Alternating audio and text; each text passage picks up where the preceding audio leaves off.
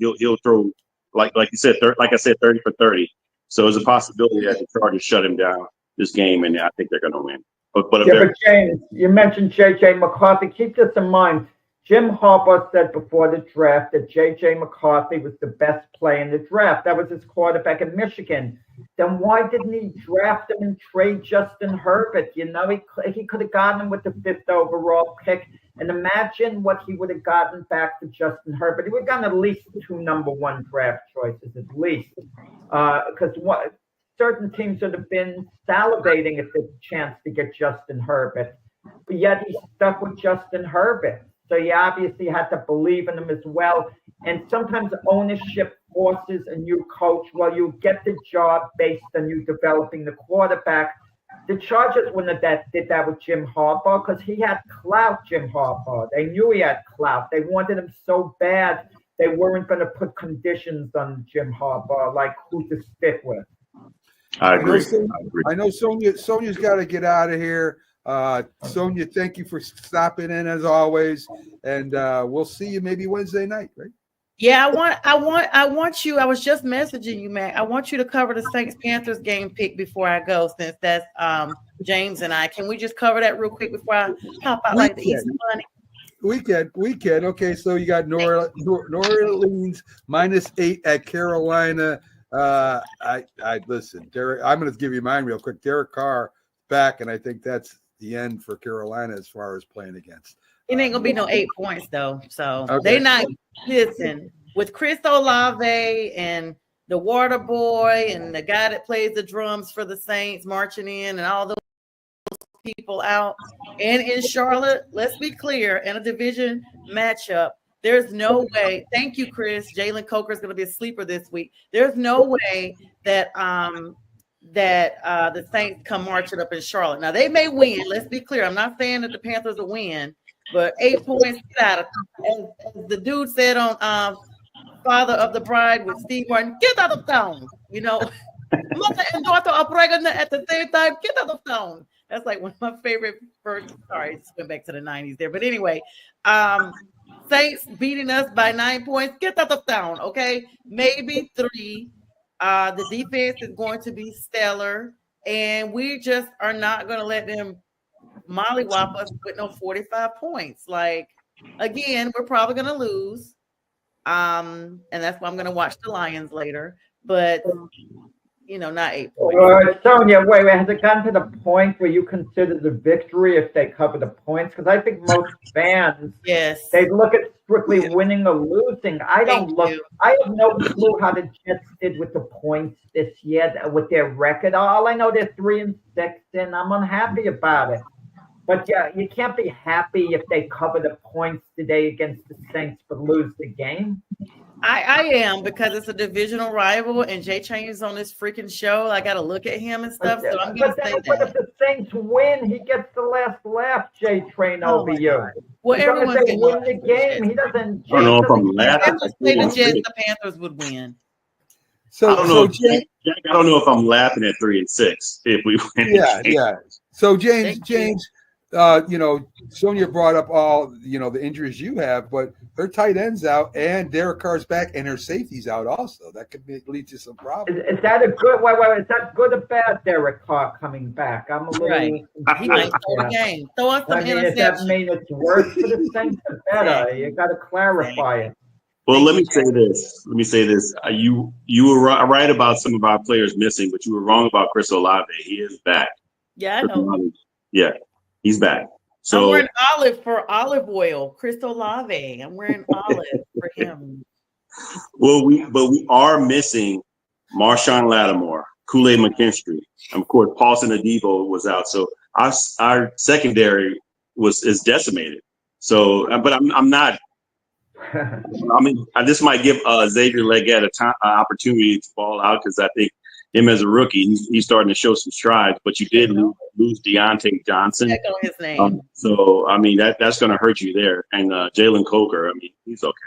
So I just think that this is probably going to be a closer game than people think. I think they're probably going to cover the spread, but I got the Saints eking out a win in this one. You know, Yeah, I Young is the Jack, story. I would say with Kool-Aid McKinstry, your defensive backfield out would hurt. But look who the quarterback is on the Panthers. I mean, come on. I mean, you know, who's playing? Bryce, isn't it Bryce Young still a quarterback? Yes, But we might bring in our third string, and we Okay. been No, known they what we can't got to do do with the that. third string. You know, but No. but the point is, 8 points is a lot. That means you got to do a touchdown and then some. And so, like I said, if they only win by a touchdown or stinking 3 points or even a safety, I still freaking win, just like Jack said. I that's could what see we're the starting to do Saints for- winning. Thank you, Jack, for that. Saints winning 17-13.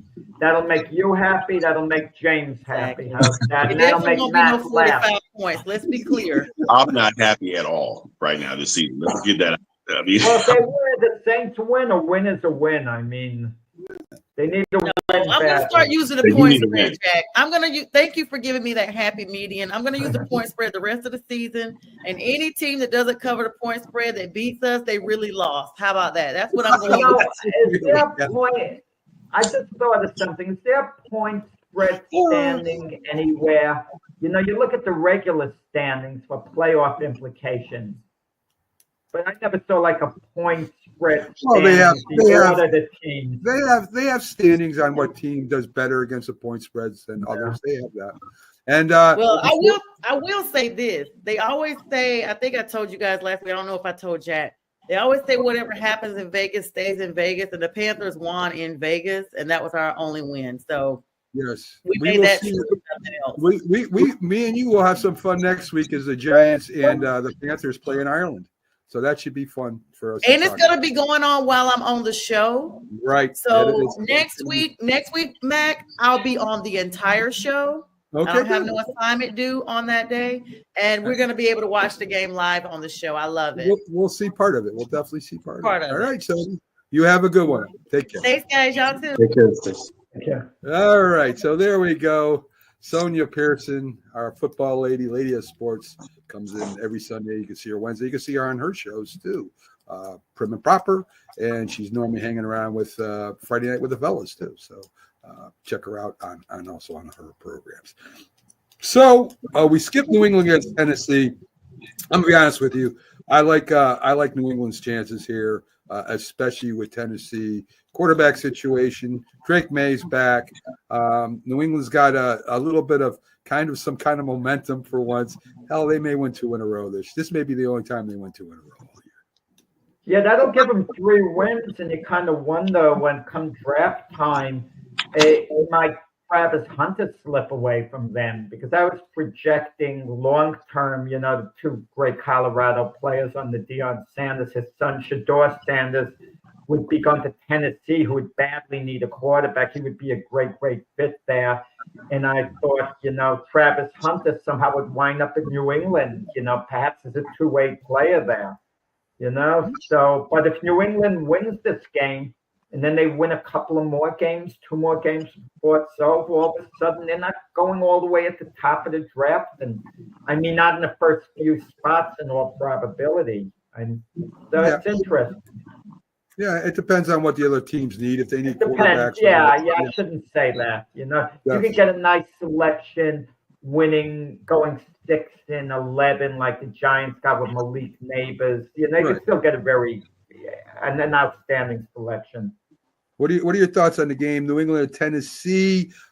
Drake May he's out of concussion protocol. And last couple of games, he played pretty well. In fact, he was one of the first rookies to do something with touchdowns and yardage and all that stuff in history. So since 1950. So anyway, what do you think, James? Do you think he comes out firing and New England comes out, the defense comes out and plays good against a Tennessee offense? Really, that's not that good. I mean, but he's going up against a very stingy defense. So I mean, I'm be interested in seeing how he does against them, but I got the Patriots winning this game. Mason Rudolph, I'm not excited about him. I don't think there's much he can do against the Patriots defense as well. So I mean, I like the kid. I like the kid to eke out a win. It'll be close. We pretty much covered everything we could with Miami and Buffalo. So Dallas +2 at Atlanta. Jack likes Dallas. He thinks it's important it's to him. 3 points, right? It's 3 points. You are correct. 3 points, yeah. Yes. We hear the news, Mac, Ezekiel Elliott being out. Yes. I don't think it's a big deal. I don't think Ezekiel Elliott is an impact back anymore like in the past. It just has a big name, but I don't think it's a big deal. I'm curious why he's out for disciplinary reasons, because he never seemed to be a bad guy. He never seemed to be a disruptive player when he was with Dallas. And then he moved on from them, and they welcomed him back. Then that's the best evidence you could have that his first time at Dallas, he wasn't a problem. So what happened? It's a good question. Zeke did have a pretty good week last week. Even in a loss, he ran pretty well. But again, Jack, that they're hurting at running back overall. I think their starting running back is down. I guess I don't even know who the hell will be starting this week. Dalvin Cook. I think Dalvin Cook's probably going to play. Right. So I mean, I don't know what's going on. Yeah. And to me, Atlanta's playing at home. It's an early game. Dallas has to go and play in an early game, which means, that they're going to have to get up a little earlier than they normally do. And, Kirk Cousins going against Dallas defense that, Bland is out. The pass rush is not there. They got a pretty good running game. I like Atlanta. To win this by at least a touchdown. Yeah, they're ranked. Dallas is ranked 31st in the rush. I like Tyler Algier and Bijan Robinson to have big days. And even the tight end, he had Kyle Pitts had a big day last week. I think he's going to continue that. I think they roll at home. I think it's going to be an Atlanta win. Jack likes Baltimore.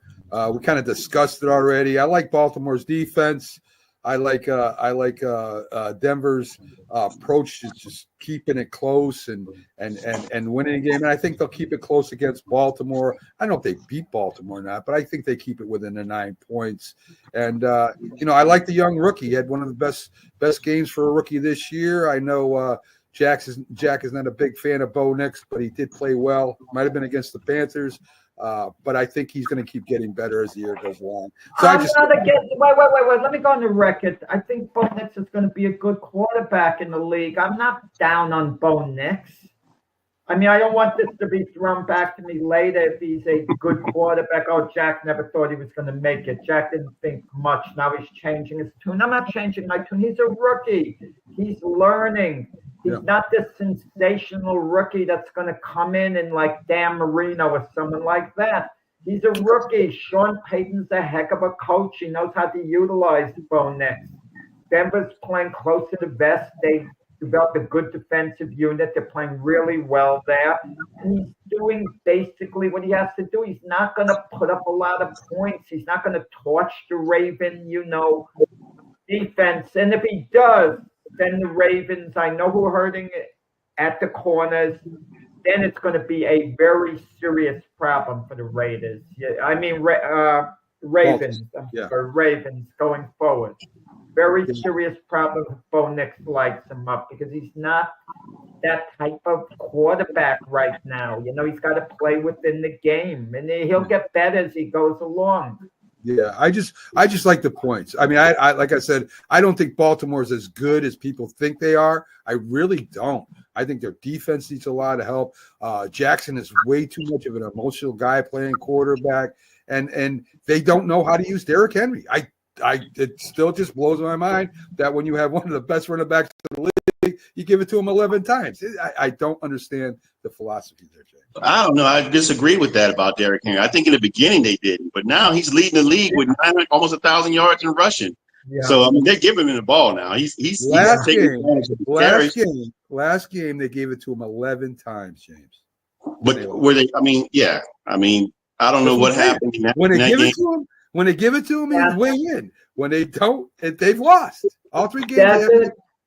Good. Yeah, go ahead, James. I was just going to say, they are going up against probably one of the best defenses in the game. So I'm interested to see how they're going to. It's going to be they have a great offense and they have a great running offense.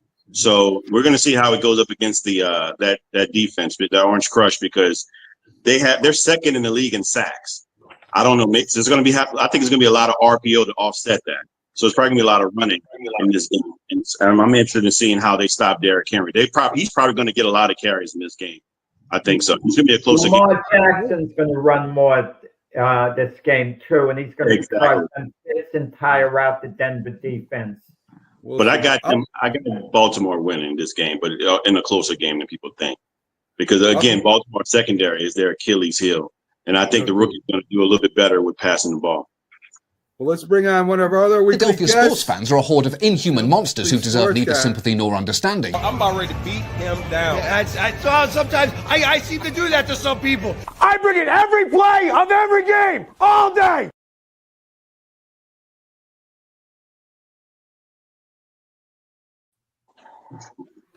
All right, let's welcome in the Philly sports guy as he's wearing his overalls. He's not farming, folks. He's not turning the farms or anything. He was a reporter at one of the Philadelphia. What was it? The Pennsylvania Sports Hall of Fame. Hall of Fame. Yes, I was a last second entry since they were unable to get any of the mascots. So I had my aunt is part of the Delaware County chapter of the Pennsylvania Sports Hall of Fame, and yesterday they inducted Jay Wright and Andre Reed, and also one of the premier writers, long time in Philadelphia, Ray Didinger. Oh. Right. So I watched that. I watched part of that, Bags, before I came on. It was interesting. You look like a lot of people were looking at you like, what the hell are you talking about? Why are you intruding my talk? There was one guy that seemed very, very like bothered by you, and but you ended up talking to Didinger anyway, which was great. That was cool. So, yeah, some people just don't get it. You know what I mean? And that's okay. I'm not everybody's cup of tea. Yeah. I guess maybe you could have surprised them. It's like, who is this guy? I don't know. But anyway, Bags, we got your picks. You got your picks in front of you, and let us know why you picked what you picked, unless you need me to tell me what you picked. Well, I think the Eagles are a foregone conclusion. The last 2 weeks, they've been coming on strong. People are looking at this as a trap game. I don't think the Eagles have played a good enough game yet to really make it a trap game. So I think that they have a lot more they still have to do before they can start to worry about how, looking ahead. So I don't think that today is going to really be a trap like that. Washington game was the other game that I kind of saw that I liked, that really made sense to me. It's just I don't see Washington falling to the Giants. I think the Giants are beat up and are not very good right now. The last game, which you guys just talked about, I believe that last week, the reason why the Ravens lost and they didn't run Henry was because they did not want Myles Garrett to hit him. Like, they are protecting him to a certain extent. And I think that the same thing does happen today. I think Baltimore definitely has enough to beat Denver, but I think it's going to be a very low-scoring game. And when I saw that many points, I thought it was like, there's no chance that Baltimore beats them by that much. I think their defense is just too good. I think Baltimore wins the game outright, but I believe that Denver keeps it within the point spread. Couple questions. I agree with you 100% on the Denver side. The Jags, it's not so much to me a trap game.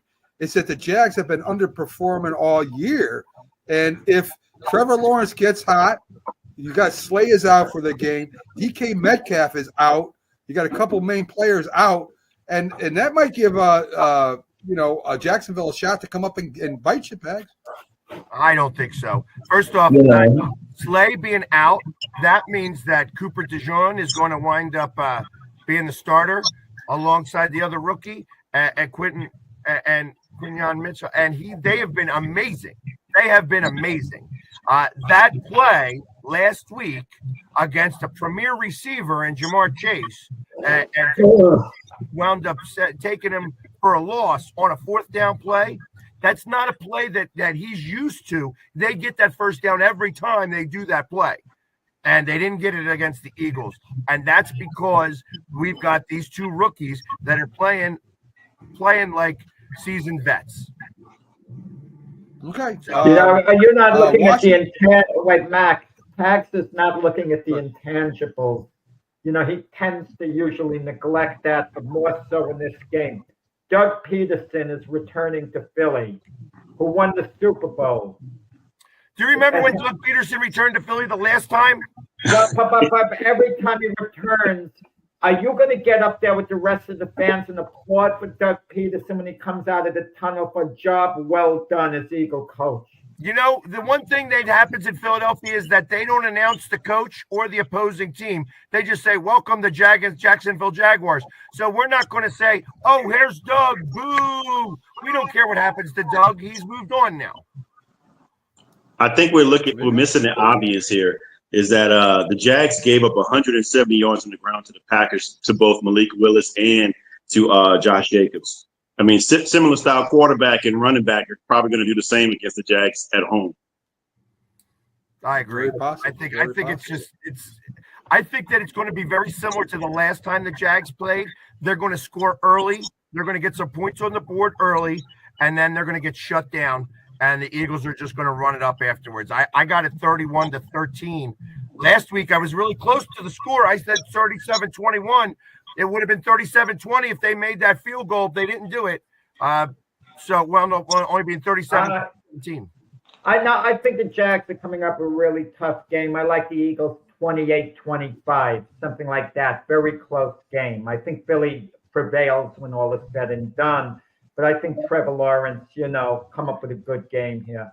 Yeah, I wish I could believe that. I think Trevor Lawrence is playing poorly because he doesn't like Doug. I'm beginning to think that there is something else going on there. He's just too talented. He didn't like Urban Meyer. So what do you mean? That's what I'm saying. Listen, the quarterbacks get paid a ridiculous amount of money now, and they are, like prima donnas. So if they don't like somebody, they're going to play a certain way so that they can work out getting somebody that they do like. And I would not be surprised. But Doug Peterson's a patient guy. He stuck with Carson Wentz until the bitter end. I hear you. I can't speak intelligently on why he doesn't like Doug or why he's playing the way he is, but it seems to me like he's got way too much talent to be doing the things that he's doing wrong. And that's what I think.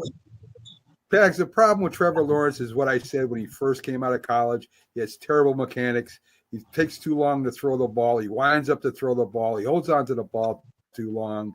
There has been technique problems with him since he's come into the league. And for some reason, it hasn't changed. And I don't know why. But anyway, I think they need to do the opposite Samson. I think he needs to shave his head. He's got all that hair. I'm dead serious. I feel like when you need a change, you got to do something drastic. He's got to shave his head or something. Maybe it wouldn't hurt. I also kind of disagree a little bit with your Washington pick. And of course, I'm a Giant fan, and that's not why. It's an interconference, interdivision game. The Giants always give Washington fits. And their Redskins, I say Redskins as Commanders, number one running back is hurt too. So that's you know what though? I think that the time of Daniel Jones beating Washington is now over. Washington won the last game. I think Washington wins this game. I think that the Giants. I think, unfortunately, I feel like that the coach is going to wind up being canned at the end of this season, and it's not his fault. I think he's a really good coach, and it's going to be interesting to see him go to the next spot because I think that he's going to learn a lot from this Giants team. But I just don't think that the Giants – I think they're too beat up, especially on their offensive line, and I think that it's just going to be too much – you got a good quarterback there and Chase Daniels, for real. And you also got McLaurin, who is faster than everybody on the Giants defense. So I don't know about that. I don't know about that. I haven't looked at the speeds, the times, but Peg, I mean, you're entitled to. I mean, you're entitled to say that. I'm just talking about history, and even the last game. The only reason why Washington won that is because we didn't have a field goal kicker, and we didn't kick any field goals, and they beat us 20-17. And I like the Giants' defense too. But anyway, it should be a real good game. That I think it may be a low-scoring, boring game, but for me, as long as the Giants are involved, I'll be happy. So. Let's get to the picks. We stopped Pags at Las Vegas at Cincinnati. Real quick, before you get to that, just because I know that you guys are both Yankees fans, kind of. Mike Mussina was also somebody who got inducted yesterday, and obviously he had a great career with the Yankees, along with the Orioles as well. And I got a chance to talk to him. Really down to earth guy, really amazing dude. Was like I said, I also did not know he was from Pennsylvania. So I thought maybe you guys would get a little like out of that since. That's cool. When he got inducted into the Hall of Fame, he had a choice to go in as an Oriole or Yankee, and he couldn't pick one over the other. So I guess he went in, Mac, as both, neither one. I'm not sure how they did it in his case. But he had more time in with the Orioles. But the Yankee teams were better than the Orioles teams he was on. So it's kind of close, I mean, in that sense. It would be like Saquon Barkley plays for the Eagles, let's say, 6 more years in total, and then he has a choice and he gets in the Hall of Fame, which he very well might when all is said and done. Which team does he go in as, a Giant or an Eagle at that point? Obviously, if the Eagles win a Super Bowl in the interim, he would go in as an Eagle. But if they don't, it's like touch and go. Yeah, I don't think there's any question. If he was to go in tomorrow, he'd go in as an Eagle because he's not happy. He wouldn't have put in. No. He would have to go in as a Giant if he went but he's not happy with the Giants organization. They threw him away. I know, I understand what you're saying, but you have to have some competitive service with the other team compared to the one before that, or whatever, the one after. All right. Like AJ Brown goes in as an Eagle, he doesn't go in as a Titan. That we know. You are correct. Right. Yeah, when all is said and done. Yeah. So the Vegas Raiders are getting 7.5 at Cincinnati. Pags, what are your thoughts on this? I think the Raiders upset them. I think that Raiders win outright in this game. I think that Cincinnati is like just falling apart. Like they got no defense. They can't stop. They can't stop running water by turning off the faucet. You know what I mean? So I think that this is a prime game. If I was betting the money line, I would definitely bet the Raiders here. I think that the Raiders win outright, and that's what a plus 450 probably at 7.5. Yeah, that's really interesting. James, you agree with that? I think they cover the spread, but I think the Bengals win. It's pretty. I mean, I agree with some things Pags is saying. They're missing Orlando Brown. He's probably doubtful. Their offensive tackle. I mean, that's the guy you need. And T. Higgins is doubtful as well. So you definitely. But I still I like Jamar Chase, and I like. I don't think the Raiders are just good at all. Neither one of these teams. I just think it's going to be close, but I think the Bengals are going to win. Raiders can't run the ball. That's the problem. And with Gardner Minshew, he's going to have to take over the game. And you're pretty familiar, Pat, with Gardner Minshew. And this Bengal team, this is it. It's basically do or die. And I know they have guys out or whatever. They've been one of the league's biggest disappointments. If we had to sit down and do a top 3 disappointing teams to this point, I think the Bengals would make the top 3. My Jets as well, and maybe one other team. No offense, James. It won't be the Saints because no one expected that much out of them. But but the Bengals have been one of the big disappointments. They were expected to contend, for Super Bowl this year. And when they lost the opening game to New England, that put them in a funk that they never really came out of. All right. So we got the Colts at Minnesota. The Colts getting 5.5. Listen, I like the Colts. I like their defense. I like Joe Flacco. I think they at least cover this at Minnesota. I'm not there's a little chinks in the armor of Minnesota right now. Sam Darnold's not playing as well as he did in the beginning, and the Colts are 4-4 and alive for the playoffs right at this point. I like the Colts getting the points. Pags, how about you? They can't put points on the board is the problem. That's the hardest part. They just don't have enough on their offense to really take charge. And I just don't – their quarterback situation is a little tepid. I am expecting, obviously, Flacco. I think Flacco is definitely better than Richardson right now.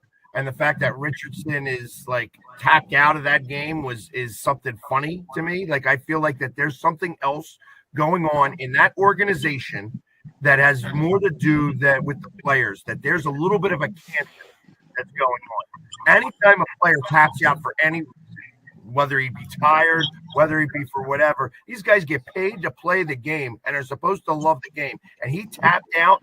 That's indicative of a culture that is failing. And I'm not sure if that's something that look at. I think Minnesota wins this game. It's a right game for Minnesota. They lost the last two. I think they get right. James, Pags is blaming the culture. I'm blaming the player. The player has never been that good. He's always been erratic. He throws a lot of interceptions. He gets hurt all the time, and I think he feels privileged. I think for some reason he thinks he should be privileged. He can do basically what the hell he wants. I will agree that the Colts. The Colts head coach, I would have sat him down right away, and I would have, after the game, I would have waited that long. I would have said, he's out. I want to get rid of this guy. I don't even want him on my team anymore. James, what do you think about the game? Yeah, look, Anthony Richardson tapping out is just pretty embarrassing. And that's kind of, I'm torn because it's on the player, but it also, I think it's failed leadership too.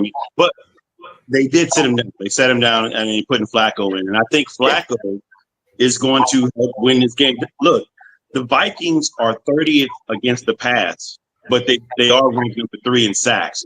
I just think what's happening on the offensive side with Sam Darnold, they lost their starting right tackle, and they just replaced him with Cam Robinson and another guy. So there's going to be some struggles there.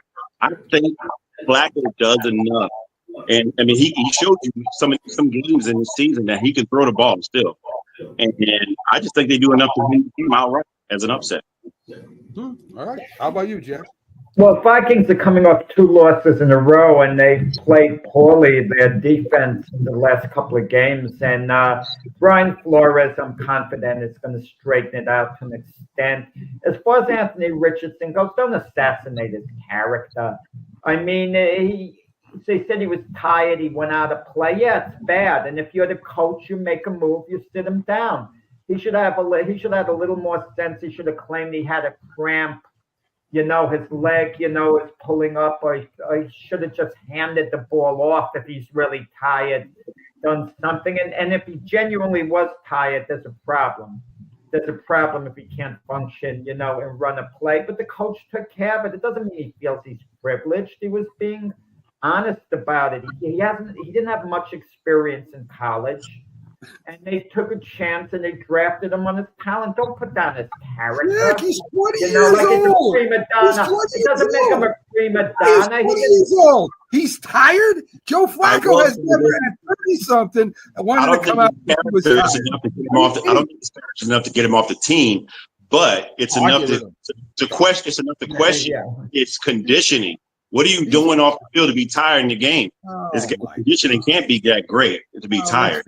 Let's all feel sorry. Mac would get rid of it in his second year, the number 4 overall choice in the draft. You're out of here.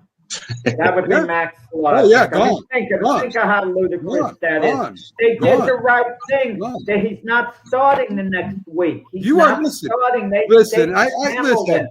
Listen. Oh, stop already.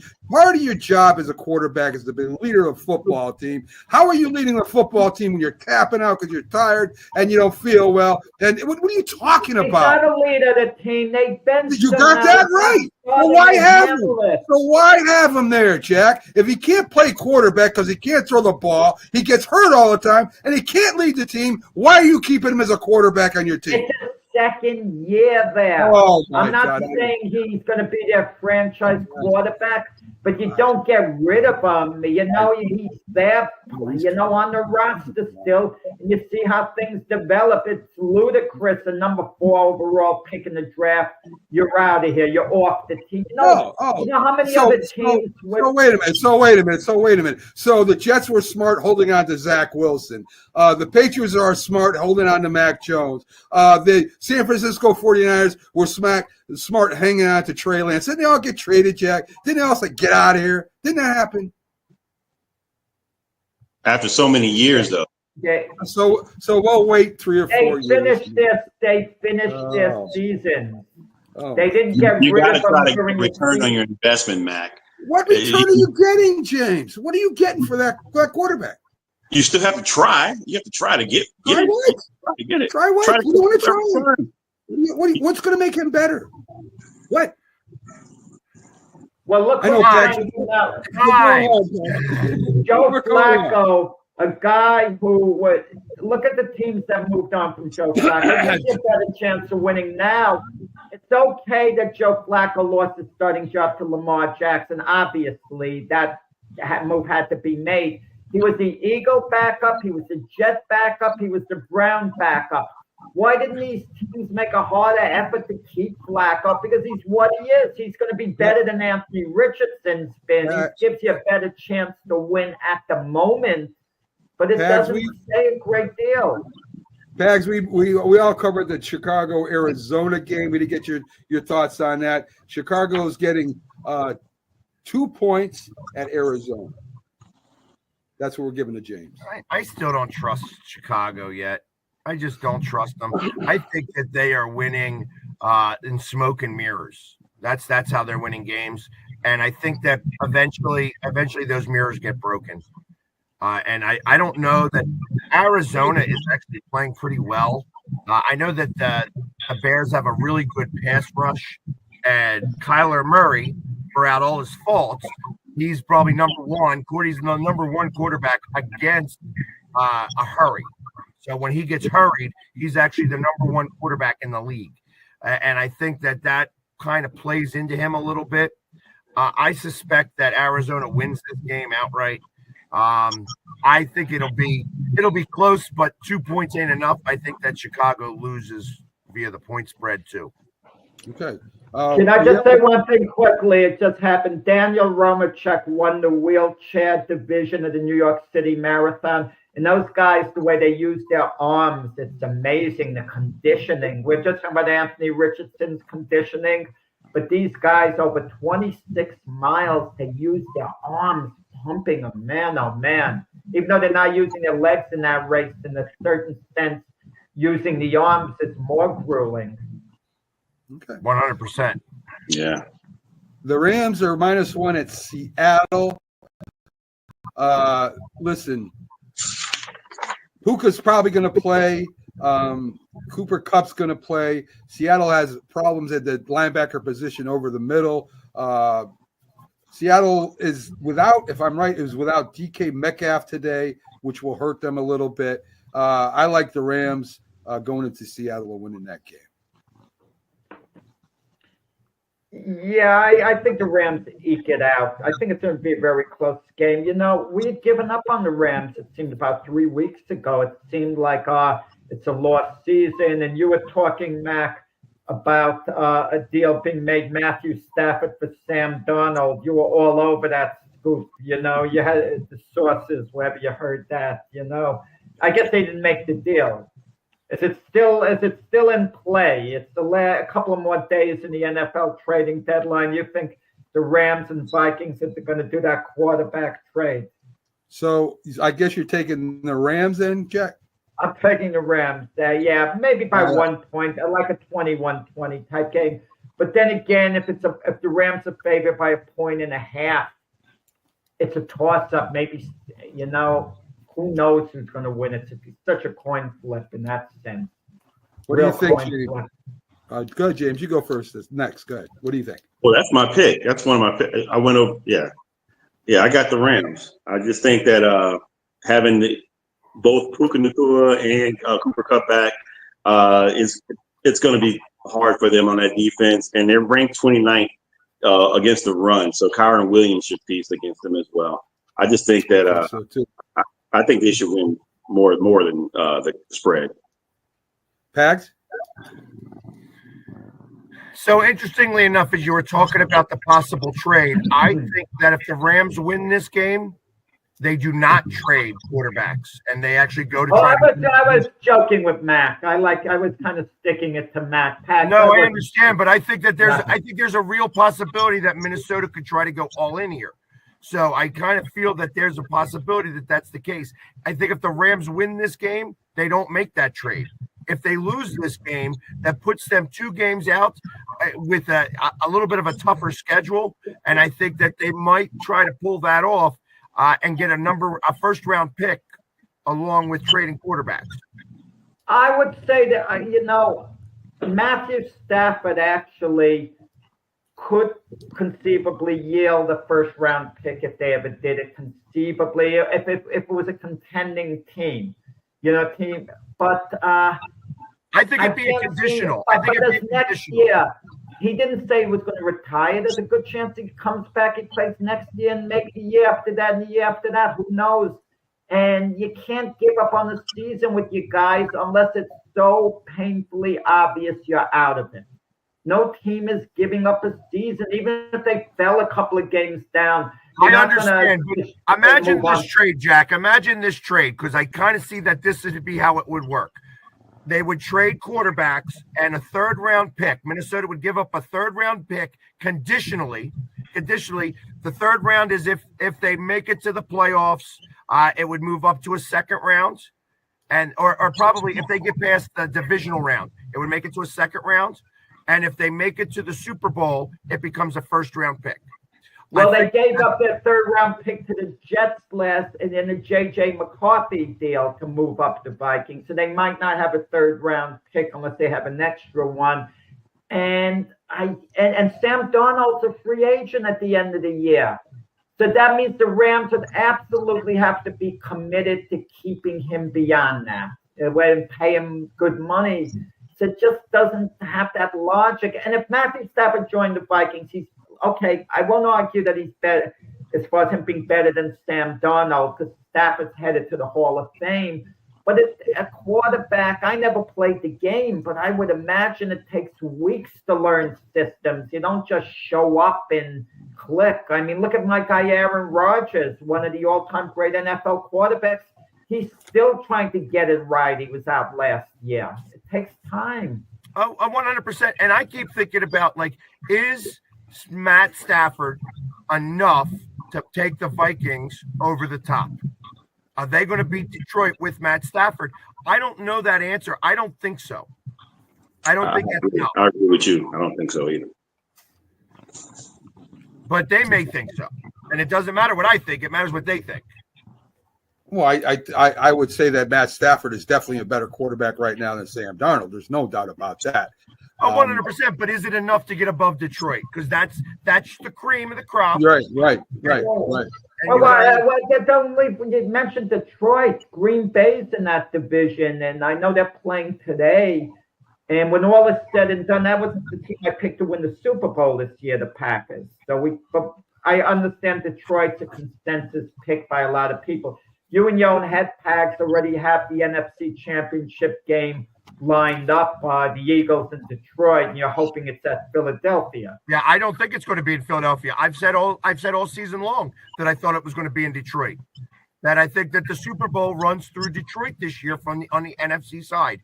Same. And I think that's like I said, it's still early in the season. Anything could happen. But when I look at the Vikings and I look at the Packers as very similar teams, and they're both underneath Detroit.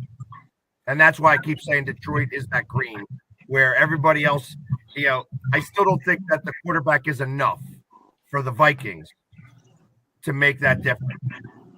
So, but it would be very, very important if the Eagles could get up, that game in Philadelphia if they did play Detroit. So 100%. Hello to Christopher Martin, Robert Wardell, and Dennis Cockerman, and the Trailer Park Country Band. How you doing out there today, folks? So we already covered Jacksonville, Philadelphia. James, do we have our fantasy football results over there anywhere? We Going up against do. the players? We do. All right. So last week we had a really good week. I think we beat out the top 100, and we got 156.5 points, and versus their 142.4, but they are still beating us 1,027 and 40.4 versus 883.54. Oh, we're So, way behind still. Yeah. What Well, the I hell's mean, going on? our first quarterback. 10K's killing us. Look at Ken K too is killing us. God, that tight end Ken K. Oh my God. The tight end. Blame the tight end, I'm sure. No, it's the quarterback. It's the quarterback. Yeah, I was going to say, I think just on that statement, you're getting beat up in your tight end. Oh Lord, yeah, that's the way it's going right now. I mean, we quarterback is killing us. I don't want to see Mahomes get hurt. I don't wish anybody to get hurt, but if you want to take a couple days off or games off for some flu symptoms. Let me ask Pat the question here. There was something on the news. I didn't really read much about it. I saw the headline that Jason Kelsey, your Philadelphia guy, he grabbed a fan's cell phone and just smashed it. I mean, what's the story behind that? So there was a homophobic slur that was said to him. I could tell you the exact statement, but I won't. But the guy sitting there was trying to goad him. He goes, "Hey, your brother's an F ends in a T, homophobic slur for dating his girlfriend," and he grabbed the phone, slammed it on the ground, and then grabbed it. The kid didn't even get his phone back. Now, I tell you, this is getting more and more likely that there is going to be a confrontation between these players and these people who think that they can just get away with anything. Freedom of speech does not mean that you can say whatever the hell you want to. If I see Jason today, and there's a good chance I might, I would tell him I am all for that. And I wish he would have smacked the kid across the face with an open hand slap. Because truth of the matter is that these kids have no idea what's going on. Same thing with like Embiid. I'm not real happy with the way Embiid's doing his thing going on right now. But Marcus Hayes had no right to bring up his kid or his brother in that article. And so Embiid had every bit of right. When you start dealing with people's families, hey, listen, I don't ever get upset when you talk about my team because that's not my mom. I don't have to defend her honor. But if you're going to talk about any bit of my family, I'm going to defend that honor because that's my family you're talking about now. And listen, anybody should know that. Anybody else. I'll agree with that, Pags. But I don't agree that you hit somebody or smash your phone because they call them a fag. I don't think that's right. I don't care if you call them a fag, a homo, whatever. That to me is overboard. That's overboard. That's overboard. He's a 6 foot whatever, 300. Well, he used to be 300, 240 pound something guy. Somebody's trying to coach you and calls your wife a lesbian. That's different. Well, a lesbian wouldn't bother me. That wouldn't bother me. But it's the same thing. It's in the same ballpark. It's not. It's not. You had a kid. You had a kid call. Listen, if somebody called you that, Pags, and you smacked the kid, I would lose all respect for you. Sorry, I would. Well, they called me that. I'm not worried about it. Because I know how to deal with those people like that. But when you start talking about my family, you better believe I'm going to get up in arms about I agree with that. I'm not disagreeing with that, Pat. I'm saying he's a member of the media. Sorry, you're a member of the media. You're going to get people saying things to you. You get paid for it. That's part of the package. And you know what? He's going to be just fine. If he was let go from Monday Night Football for that incident, he's going to be just fine. I 100% agree with what he did. He took it to the enough extreme Hey, you got somebody putting a phone in your face, a camera in your face, and then trying to say derogatory things. Remember the Mets fan? Remember the Mets fan who came in, put the phone in the guy's face, and it wound up on the field of the Phillies game? You know what I mean? This guy was the same situation. Smashed the phone, took the phone. Guess what? Now you ain't got no phone. Yeah, how about that there, buddy? Oh, yeah. I mean, there was an incident with Lennox Lewis, you know, the boxer. A fan wanted a photo of him, but he stuck his fist in Lewis's face without Lewis's permission, really. He just came up for a photo. And Lewis, pushed his hand away. Get your hand out of my face. Right. He physically pushed it away. Don't stick your hand in my face. You know? So. When you get in somebody's face and antagonizing them, I mean, that's that 3 feet of space. If you're putting a phone in somebody's face, I get why the guy did what he did, especially sometimes you just snap. You could tell what you don't see in that 10-second video is what happened the 2 minutes leading up to it, because you could tell by the look on Jason's face that he had been tired of it. He tried to walk away. Now the kid's following him, running behind him. So you know what? When you poke the bear too much, eventually the bear pokes back, and that's exactly what occurred. I agree with Pax. Another incident on Mike Tyson's on the plane. There's a person behind him harassing him, and he says, "Leave me alone," to the guy a number of times. Finally, he just grabbed the guy and was going to smack him around. You can't provoke someone because you're a fan. You think you're shielded from this. You can't say whatever you want. The only thing you should be allowed to do as a fan, basically, is boo or cheer. You could yell some things. The guy makes an error, you could yell out, "You're a bum," you know, for making the play. That's oh my God. Oh my God. I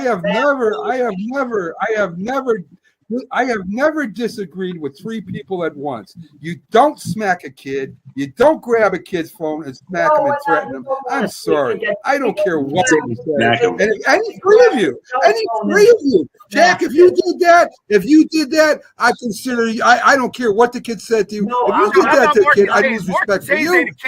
Marcus ain't a kid talking about Joel Embiid's dead brother and his kid and his son. Now, I'm not talking about that, Max. I'm not talking about that. I'm talking about that one incident.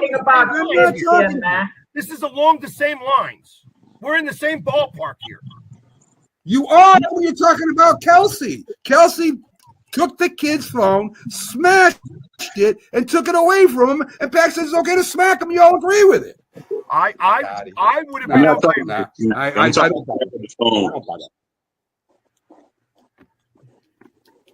Luckily, it's not your I don't phone. have kids that deal with me like that. Maybe they will after this show. I might get provoked today, I can imagine. Blame the parents for why is your kid out there saying stupid stuff to people like that? It's just totally disrespectful. Right. No, and the worst part about it is that parent is probably up in arms now because their kid lost their phone. And I tell you, the one thing that Jason will do is he'll replace the phone. Because that's how he does it. Because ultimately, after he did it, I'm sure he felt bad about it because I know Jason. I know how he's going to react to that he's going to feel like he overreacted. Yeah. The truth of the matter is that he's defending his family. And when you start to poke the bear in that regards, you're going to have a different reaction. And it doesn't matter. It doesn't matter that you don't agree with me, Mac. This is the world we live in now. Mac, there has to be accountability. I know what world we live in. And let me tell you something, Pax. The world hasn't changed in the last 10 years. The world's always been like that. There are idiot people that are going to yell at you and call you. And let me finish, Pax, because I let you finish. You're going to have people that call you certain names and they're going to try to provoke you into the fight. And normally the bigger man walks away. Because if you did that, you'd be in a fight every day, Pags. And it's not just today. It's been happening since kids and parents have been around. It's always happened. So let's not act like this is just starting to happen. It's been happening forever. You're not going to convince me. It's getting much, much worse lately. And people are goading to try to sue. They are trying to sue for money. That's what this is all about. Let me get hit because then I can sue him. That's what the phone is for. That's what the phone in his face is for. So he can get the evidence right there. But he's also saying this crazy stuff to him. It's crazy. Then just walk away, and then you walk away. And He tried to walk away. That's what I say. You don't see the first 3 minutes of that whole thing. I watched the whole video, Pat. I watched the whole video. I did. Yeah, you watched the 10 seconds. You watched the 10 seconds. I watched when he turned around and the kid was yelling at him. I saw. Yeah, exactly. But that's you missed the 2 minutes before that. That's all right, Matt. You win. Matt feels Jason Kelsey was wrong. Way too much out of line. Let's sum it up. Tags. Matt feels Jason Kelsey was in the wrong, and he should issue at the very least an apology. That's what Jason. Well, you know what? He probably will. He probably will. But like I said, wait a minute. I definitely got to end the show. But see, here's Jack antagonizing it again. Instead of, when he wants to apologize for something and I antagonize, it's okay. But when I'm speaking what I think, he's going to antagonize me and whatever. Folks, I hate to end the show on this note, but we're running out of time. You all have a great day. And as always, on every Sunday,